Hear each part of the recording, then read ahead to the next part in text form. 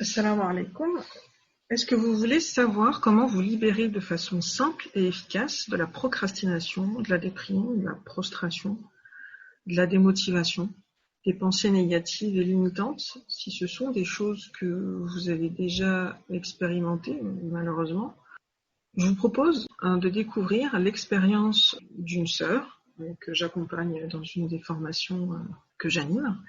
Elle vous partage ici donc son expérience avec l'utilisation d'un outil que j'ai conçu qui s'appelle le recadrage de l'ego. C'est un outil qui est simple et facile à utiliser, qui est efficace pour se libérer des blocages émotionnels et mentaux et enfin passer à l'action, que ce soit pour vos objectifs mondains ou pour vos objectifs spirituels. Donc à propos du recadrage de l'ego, qu'est-ce que tu as pensé de l'outil quand je te l'ai présenté ? Est-ce que tu as trouvé qu'il était facile à mettre en œuvre ou pas ? Oui, c'est facile à mettre en œuvre. Les idées, elles viennent tout de suite. Donc, les pensées, elles viennent tout de suite. C'est facile à capturer comme ça. Après, même avec après au stylo, après de réécrire ça quand on le retranscrit, on peut le faire facilement. Donc toi, aujourd'hui, tu as à ta disposition un certain nombre d'outils pour travailler sur tes différents blocages. Du coup, le recadrage de l'ego, tu l'utilises pour quel blocage en particulier ? Quand je vois que les objectifs que je me suis fixés, par exemple, je suis bloquée, j'arrive pas à faire. Surtout, alors c'est pour la démotivation, par exemple. Ouais. Pour le manque de motivation. Oui, j'arrivais plus à rentrer dans la formation. À chaque fois que je retrouvais dans la formation un blocage où j'arrivais pas à utiliser les outils, où je différais, je procrastinais, voilà, souvent. D'accord. Ça marche bien pour la procrastination, je trouve. Ok, d'accord. Est-ce que tu as pu l'utiliser pour d'autres choses que la procrastination, encore la démotivation, notamment des comportements que tu as et auxquels tu voulais mettre un terme ? J'ai utilisé par rapport au blocage, à utiliser les process. Des fois, à un moment donné, j'avais du mal à entrer dans les process, et je l'ai utilisé pour ça. Je l'ai utilisé aussi pour à un moment donné, j'avais vraiment un blocage pour travailler avec les autres sœurs de la formation. Je l'ai utilisé aussi pour ça. Donc du coup, tu dirais que les blocages pour lesquels tu l'utilises, plus des blocages mentaux, plus des blocages émotionnels ? Alors j'ai du mal à faire la distinction entre le blocage émotionnel et le blocage mental. Je pense que ça peut bien marcher pour les deux, je pense. Ok. Ça marche bien pour les deux, je pense.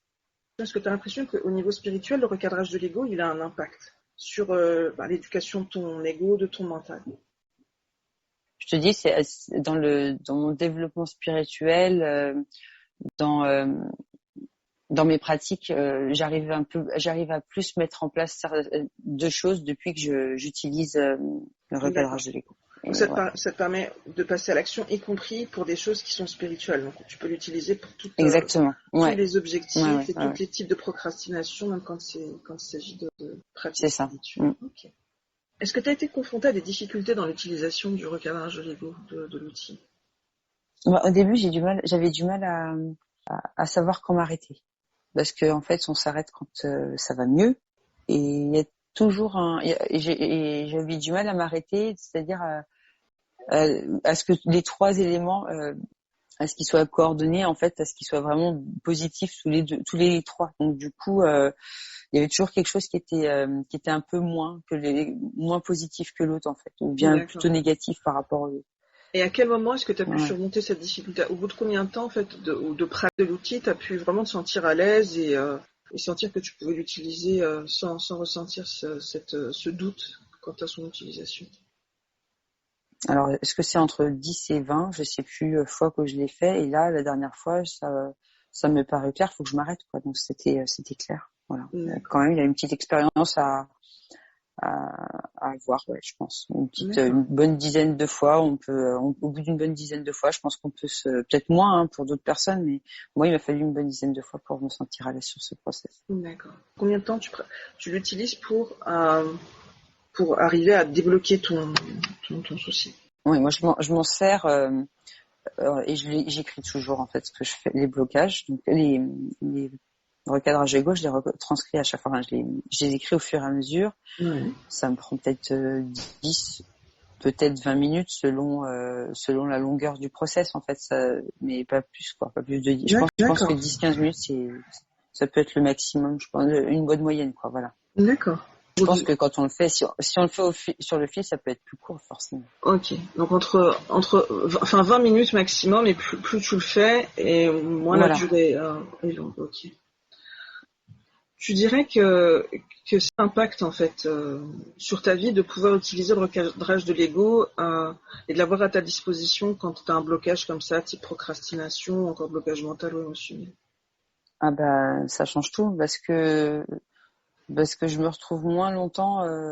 En fait, moi, ce qui m'arrive souvent, c'est quand je suis dans un état des fois émotionnel ou souvent c'est dans un état émotionnel aussi. Je sais plus trop quoi faire. Je suis pas prostrée, mais j'avance plus en fait. Je fais plus rien. Des fois même, je suis bloquée sur l'émotion ou sur les pensées que j'ai, et du coup. Je peux rester 3, 4, 5, 6 jours, plusieurs semaines à procrastiner, à rien faire en fait, ou à pas mettre en œuvre ce que je dois mettre en œuvre en fait. Et là du coup, j'ai l'impression d'avancer plus vite, de travailler en tout cas, pas de rester là statique. D'accord. Donc du coup, ça te permet de passer à l'action. Je peux travailler maintenant, c'est ça, passer à l'action. Est-ce que ça t'a apporté autre chose?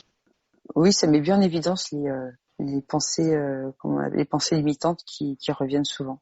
Personnellement, moi, il y a beaucoup des pensées limitantes comme, je sais pas, je suis nulle ou des choses comme ça. Ça, je me rends compte qu'elles reviennent souvent. Par exemple, certaines pensées reviennent souvent et ça, j'ai l'impression de mieux me rendre compte, et même au quotidien quand je dis ah bah non, j'essaie de me reprendre. Ça me permet de me reprendre et puis d'avoir au moins là une pensée plus positive de moi, quoi.